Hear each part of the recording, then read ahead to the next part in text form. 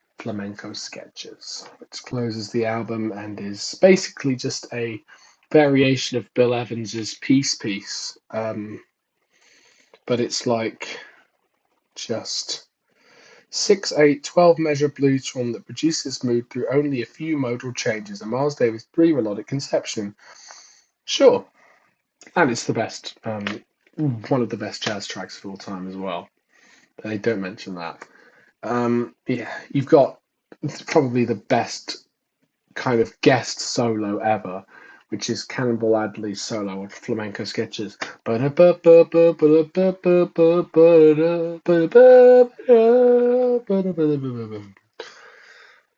Although I'm a John Coltrane glazer, Cannonball Adderley pulls John Coltrane's solo, just chucks it, makes it his own. It's amazing. Oh, yes. Essential. Babylon Underground Nico. I haven't peeled the banana yet. Apparently there's a green banana underneath. I'll do it now. Oh my god, I got a pink one. There you go. So put it back on. Put it back on. I got a pink banana underneath mine. I don't know how rare that is. It's just a green one. Well, this is the Velvet Underground Nico, Lou Reed, Nico, and of course John Cale in just their most psychedelic and most intimate. And Nico was obviously a genius, and so was Lou Reed, and so was John Cale.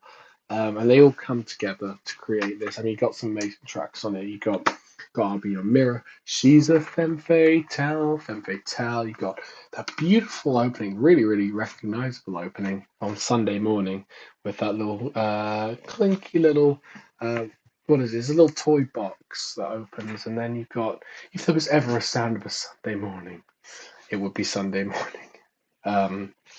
Yeah, it is one of my favorite albums. It's something that took me probably about 4 years to like. I only got into it a few months ago. Don't know why I never liked it. I love it now. It's worth the wait. Second to last album of the main collection is called Canada Inferno, which is their latest release, only from a few months ago. I got it on release. It was a blind buy. I'd never heard it before, and god damn, was it good. I would have sold it by now if it wasn't.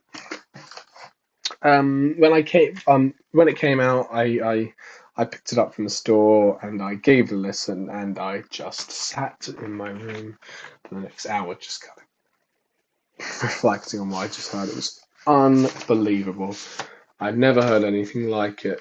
And in terms of Balls of Canada's progression from their last release, Tomorrow's Harvest from 2013, and then their newest release, which is Inferno from 2026, you can definitely see an absolute change in their sound. People like my music teacher were not happy with it at all.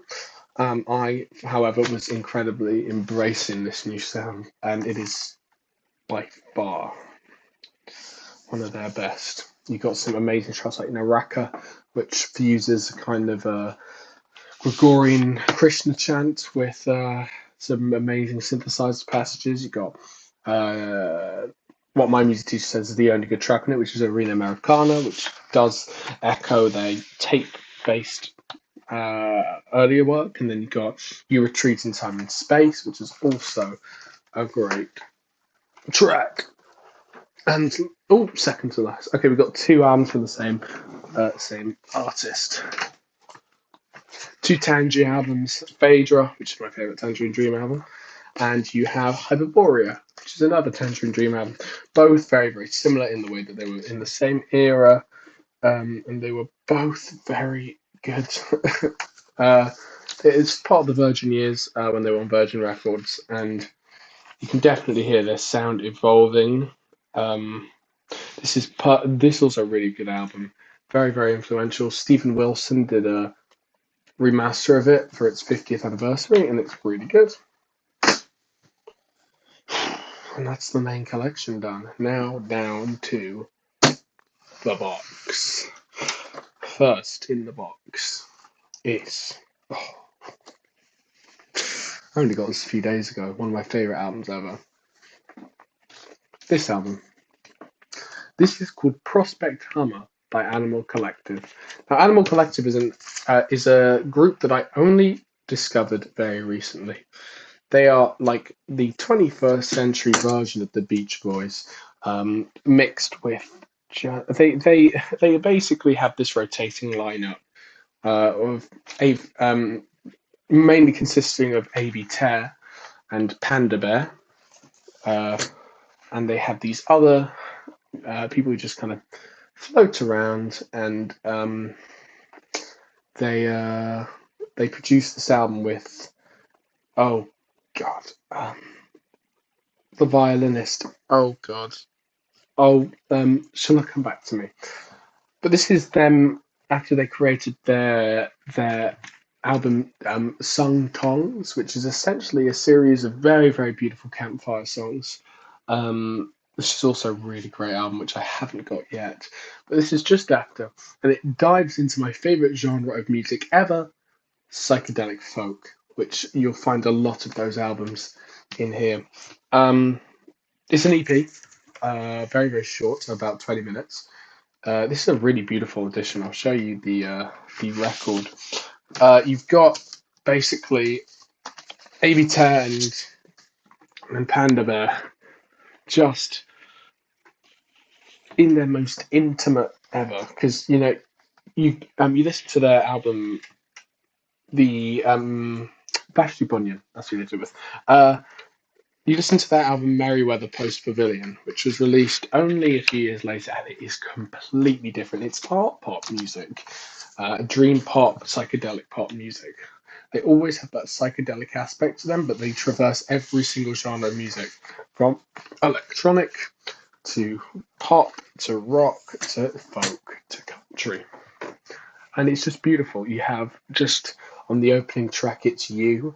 You have these amazing walls of sound made by lots of strumming guitars, and then you've got Prospect Hummer, which basically is a little formless song where they talk about cats and stuff, and then it goes into these absolutely stunning whoa whoa whoa whoa whoa whoa whoa, just these like group vocals just going whoa whoa whoa whoa whoa. It's beautiful. Then you've got this sampled bit, which is like a sample repeated again and again with these beautiful guitars over it. And then you got um, Learning How to Dive, which is their last song. And that is also a little beautiful ballad to end it on. It's beautiful. Oh, okay, so this is one of my favorite albums ever. This is Milton Nascimento and Lo Borges for their album Clube de Esquina, or the Corner Club, which is a 1972 Brazilian record.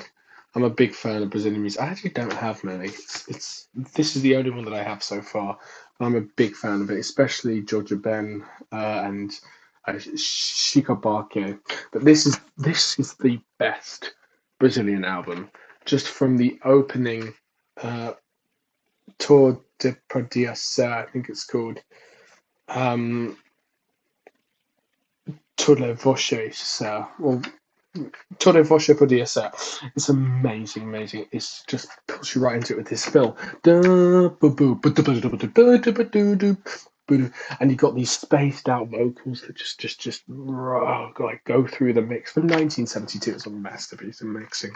And then you've got probably the best track of all time, which is the title track, Clube de Esquina #2, which is a instrumental piece with just one of the catchiest, dreamiest, chillest, most Brazilian guitar melody. Ba ba ba bum ba ba ba da bum bum bum bum ba ba ba da ba. Yeah. Go listen to it. What a great album cover as well. I mean, you've got some amazing tracks like Kais on it as well. Or God, I mean, I know the names of tracks, just I just don't speak Spanish. Lo de Tre Azul. or Nuvema Cigano, which is oh, so beautiful. It's like it was produced on the streets of Brazil, and that is amazing. Oh yeah, okay. So this album is very big for me. This is Close to the Edge by Yes. I first heard in the car, and yeah, I mean, three tracks. Close to the Edge of New Line, Siberia Petru. Um, you got just some of the best music ever. Symphonic prog rock is the name. Um, and they're all in different sections. You've got a church organ, and there's just a certain experience that you have when you're listening to it. You just don't really get with other records. For 1973, it's amazing. There's not much else. Amazing, amazing, amazing, amazing album. Oh, so this is What a Tricks Point Never replica. This isn't in my top 25, but it is in my collection because it's a very rare album, and I freaked out when I found it a few weeks ago.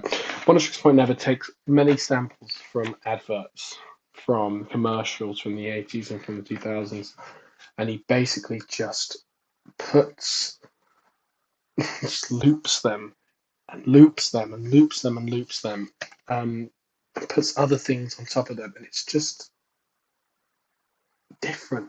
You've never heard anything like it. I promise you. This is like One Trigger's Point Never on Tons of Acid. It's like it's dipped in this sampling fury which he was in, which is where he's just getting these 80s. I mean, it's never really been done before. Taking all these 80s commercials, like the most impressive one is Sleep Dealer, which is where he takes this Wrigley Spearmint gum commercial and then just loops it. Just loops a 1 second part, 1 second, like boom, boom, boom, boom. And then he just gets the of spearmint gum. He takes the t of spearmint and then just loops that. Like tla, tla, tla, tla. It's mental. It's amazing. You'll never hear another record like it. Oh god. Big album. This is the Glow Part 2 by the Microphones. Had to get this shit from America. I've done lots and lots of presentations on this album. This is an album that did change my life when I first listened to it. There's something about the Microphones' music, Phil album, that is just different. It's their way of recording. They recorded it in a broom closet. I mean, Phil album recorded his vocals in a broom closet in a very, very compact studio. He'd just gone through a breakup at the time, and this album is a psychedelic folk album. It's a indie album. It's everything. This is an hour of complete and utter tragedy. That is so beautiful. And, you've just got. I don't even want to talk about lyrics. The lyrics are poetry, but you look at the elephant on the front. You think, what a nice little album this is going to be. No, you're put through a ringer of lo-fi. Lo-fi music was created by people on a budget back in the day, and he uses a low saturated tape throughout the whole album that just sticks out like a sore thumb. And you've got some vocal layering with zero reverb the whole album, and some of it is clipped. Turn the distortion all the way up. He wants to break your ears on purpose. He wants to put you through the ringer, and you'll come out the other side a different person. And on the complete flip side, you've got an absolute whale of a fun album, Food by MF Doom. MF Doom is my favorite rapper of all time. He's in my top three favorite musicians in general, one of the most talented and unbelievable artists of our time. Um, Here, you just have an album of food obsessed rhymes where he just talks about why food is the best. And here you have the villain, King Ghidorah, Victor Vaughn, whatever you want to call him, JJ Doom, Neruvian Doom, uh, just in his most amazing form. 2003, same year as another album in my top 25. Here you have him talking about living on the streets and what it's like to eat food on the streets. And it's amazing. You know, you have the best opening track of all time, in my opinion, is Beef Rap, where it just starts this big skit and then you got boom, Beef Rap. It's like completely comes at you. It's got some of the coolest instrumentals of all time. One of them taken from Spider-Man, Beef Rap, and then you've got, you know, Bowie to Freddie Mercury to, you know, it's crazy. It's such an amazing album, this. I mean, I couldn't live without it. It's fun, it's friendly, you know, you feel like you're at home when you're listening to it. It's amazing. It's a great experience. And then again, on the flip side, we got this. Geo Gaddy by Boards of Canada. Now, this was accused of Satanism. It's a triple LP. So three gatefolds, triple gatefold, Boards of Canada. This is Boards of Canada's finest album. It's their darkest and it's their most experimental. We have Satanism. We have David Koresh from that massacre that happened in Texas. And it's just their finest work, really. You've got some incredible uses of panning, like in Gyroscope, where the drums are going boom, boom, boom, boom, boom, boom, boom, boom, just panning all around you like that. It's like you're getting lost in it, and my God, it's just exceptional. It's exceptional. Yeah, and it's it's a cracker of an album. I mean, I could talk about it all day. I might do a separate video on it, just about how good it is. Got Music is Math. Alpha and Omega is the best track on the album, in my opinion. And you know, there's just something about that Boards of Canada record where it's not quite Music is Right for Children. It's not quite the Campfire Head phase, but it's different. It's very different, and it's them at their best. Oof, this is one of my favorites. We were talking about krautrock and one other band, Kraftwerk, and this is their best work. Computer Belt. It's a fun album. I'm not looking for this album to be changed. I'm not looking for this album to come out a different person. It is entertaining as hell. For 1982, was it? When was it? It was 19. Must have been 1982 or something. You just see them talking about ATMs, money, business, Scotland Yard, and then you got Computer Love, you got Computer World, you got Money Calculator. It's more fun to compute. It's such a great album. And it's them using all their Junos and their Korgs and their mini logs and their monosynths. It's really, really well mixed as well. It's just such a fun experience, you know. It's just like so funky. It's very, very influential to hip hop as well. Wow. Okay, this will need a separate video on. This is a big one, very big one. This is 4 LPs. This is Soundtracks for the Blind by Swans. It's the only Swans record that I own. Swans are my favourite band, and this is their best album that isn't live. Their best album is a live album called Swans Are Dead, and we'll talk about that another time. But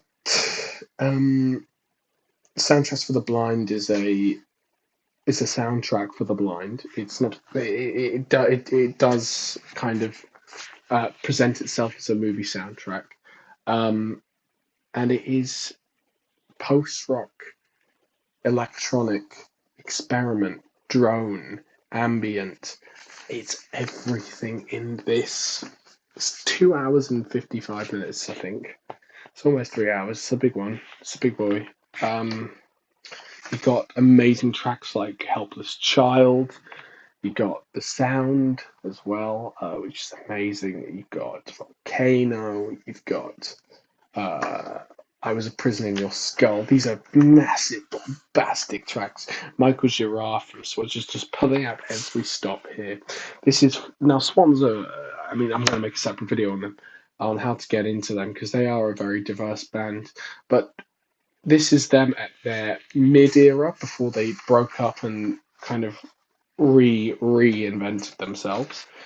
And this is their kind of final goodbye before going back into the dark for a few years, losing Jarbo. And this album is a staple. I mean, it will become a classic. It will become a classic album. I'm very sure of it. And you come out of this kind of thinking, what was that?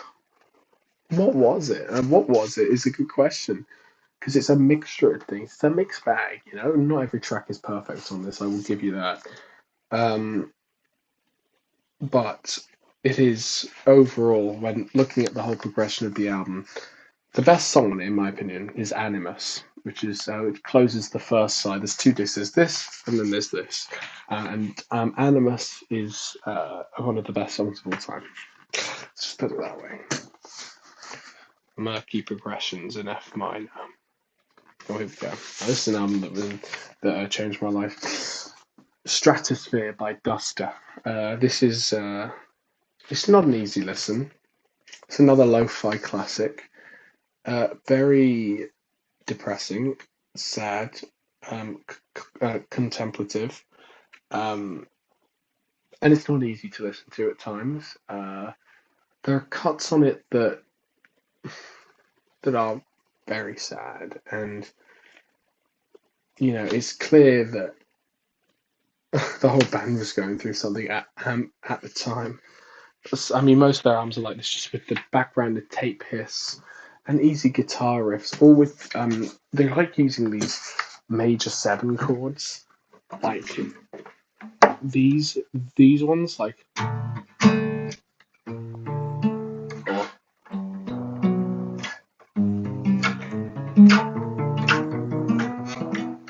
I love using those major 7s, which they do quite a bit. And I don't know, it's just when you back that up with these very, very human drums, very out of sync drums, and you just get one of the most amazing releases of all time.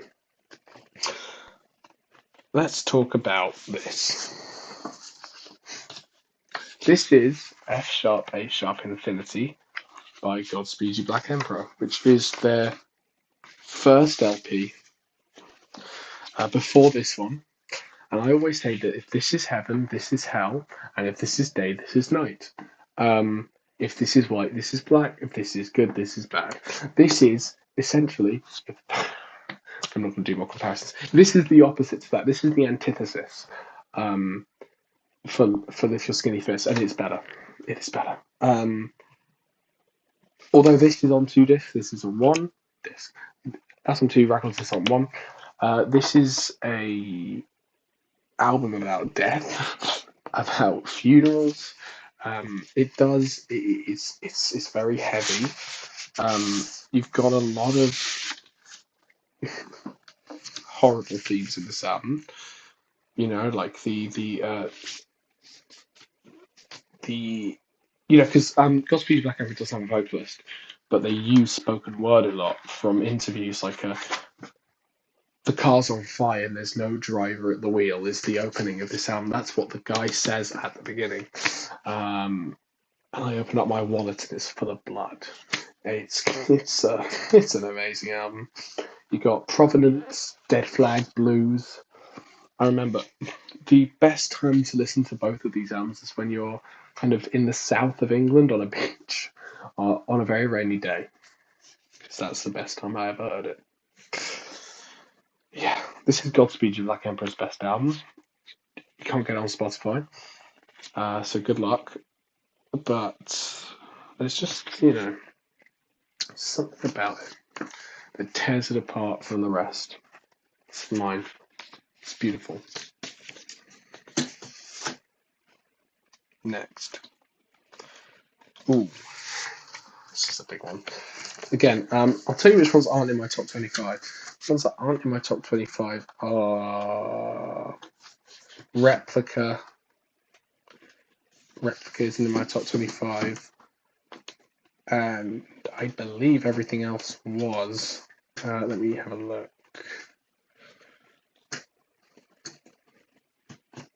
Yeah.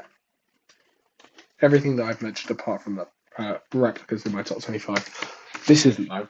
J Dilla's Donuts used to be in my top 25. It's a masterpiece in sampling.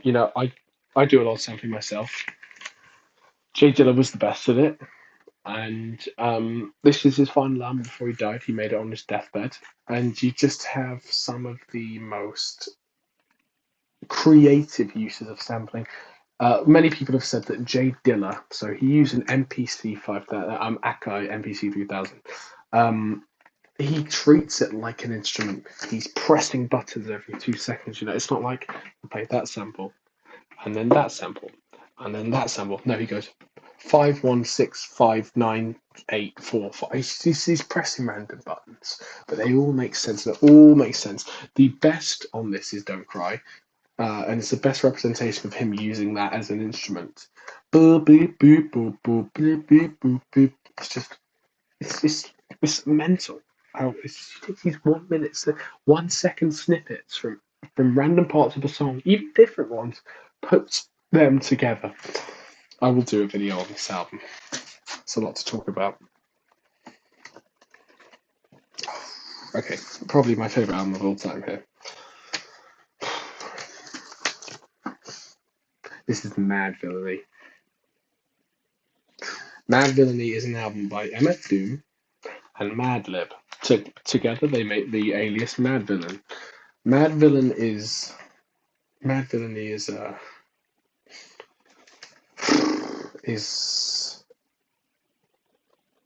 probably the best album of all time, really. He needs a video on it. I can't really talk about it. just listen to it, please. You'll see these a lot of my favorite. I can't really talk about it. They're just so amazing. I mean, I can't even begin to tell you about how good. I mean, the effect that this album has had on me. It's not an emotional journey. It's not a life-changing album, but you come out of it feeling like you're ready to do anything.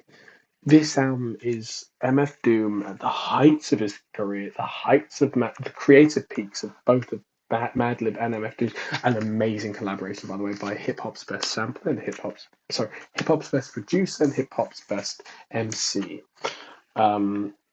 It's just so much to talk about. Accordion, Meat Grinder, Bistro Raid, America's Most Blunted, Rainbows, Curls. Where do you even start? Where do you even start? I don't know. I don't know where you start with it. Just listen to it. It's amazing.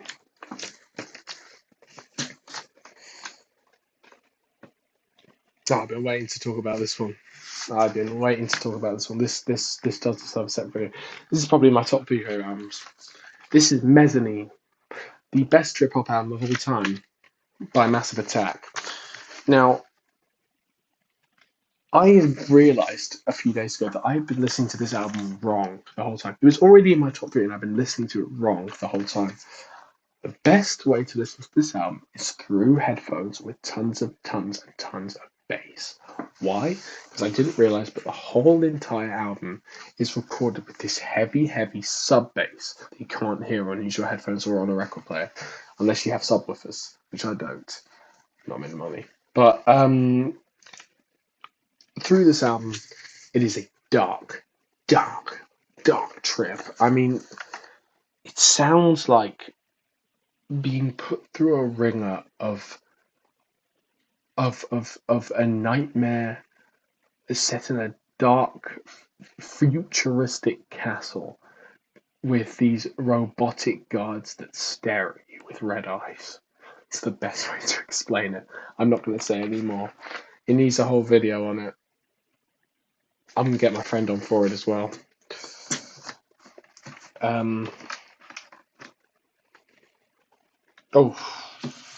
is in my top 25, I think. This is, so I said before I didn't have a Pharoah Sanders album. I do, and it's my favourite one.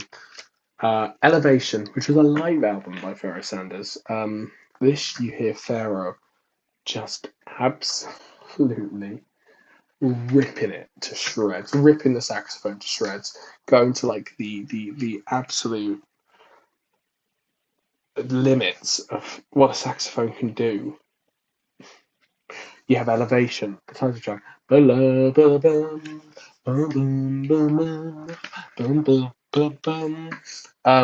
then you have Ore Se Ray, which is Nigerian Juju High Life, which is very good. And then you have, before that you had Greetings to Sound, which is by Four Brother McCoy Tyner, my favourite jazz pianist ever. It's a beautiful droning. So Pharoah Sanders was incredibly influenced by Indian music and the idea of a drone on a sitar. You hear a lot of that in there. You have Pharoah Sanders loved extended percussion, which I love. He uses everything from cabasses to timpani to tam-tams to glockenspiel, whatever you want. It's all here. And then you have probably my favourite jazz track of all time, The Gathering.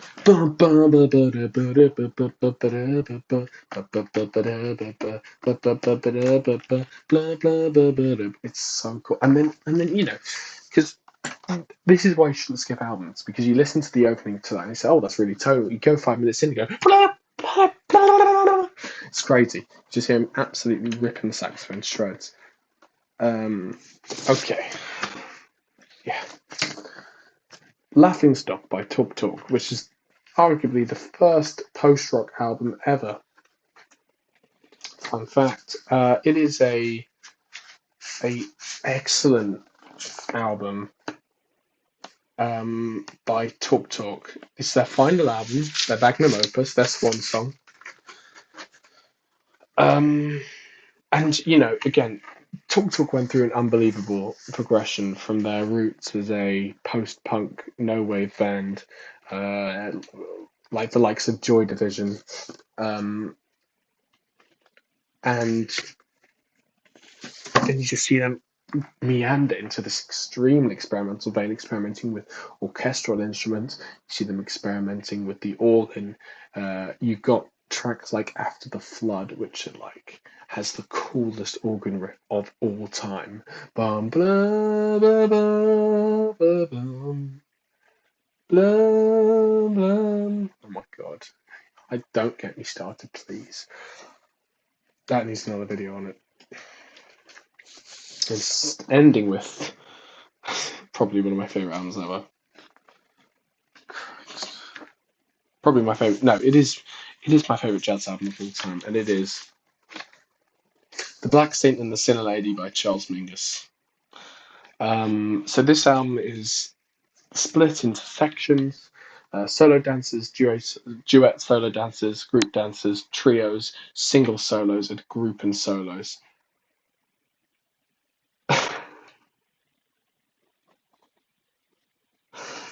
Mingus on this is different to any of his other albums. You've got Mingus. You've got Mingus You have Let the Children Hear My Music. And then you got the Black Saint, the Sin Lady, which is like blows it right out the roof. I mean, it's it's a song cycle. It's scored like a ballet, like a Tchaikovsky ballet. Um, Mingus himself called it like ethnic folk dance music. And this is one of the best genres of music ever, which is third stream. Third stream music is the fusion of jazz and classical. That's why I love it so much. And you've just got some of the catchiest, cool. And I don't know who was on sax here. Dick Hafer and Charles Mariano are the two best session saxophonists ever because they have this tone.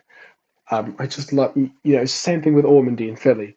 Um, they have this very like vibrato filled tone, full of doits and scoops and stuff like wow, wow, wow, wow, wow, wow, wow. It's amazing. I mean, I don't know how to. Yeah, I mean, these are so many of these. He's his own video on it. Um, Talk to my friend about mezzanine video tomorrow. Okay, and these are the others. These aren't in my top 25, but these are like kind of small rarities that I have. This is the most valuable record in my collection for about £1,000.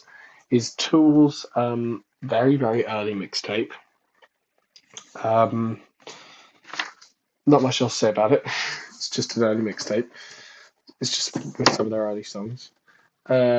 You have Mode for Joe by Joe Henderson, which is a very. This is one of the first pressings for Blue Note Records. This is an amazing album. It's Shaded Jade, Mode for Joe, Caribbean Fire Dance. Yeah, I mean it's a great album. There's not much else to say about it. I mean Joe Henderson is one of the best saxophonists out there. It's great music. And then I freaked when I saw it. I freaked when I saw this in the store. I mean, I just don't quite know how to sound that. It's unreal. This is the soundtrack to the film Third Man. Saving almost the best for last. As a percussionist, listening to Antonio Sanchez in this film was unreal. This score wasn't allowed to be nominated for an Oscar because it didn't use the traditional sense of a score, which is BS. This should have won. Because what Antonio does here, what Sanchez does here, is he just jams out. He does whatever he wants. He looks at the film, he writes down what he sees, and he plays it. And it's as simple as that. And it contributes so much to the movie, and I had to have it on record. Now, there's something about records that you just, that you can't compare to other things about streaming. Putting the needle on the record, and that's why it's my favorite way of listening to music. It's one of my most expensive hobbies. It's a constant game of buying and selling for me, because there's no way that I could afford all that without selling most of my old ones. And that, my friends, is my record collection, and I hope you enjoyed. Please hit the like button and subscribe if you like. We'll do more of these, definitely. Great introduction, and I'll see you in the next one. Bye bye.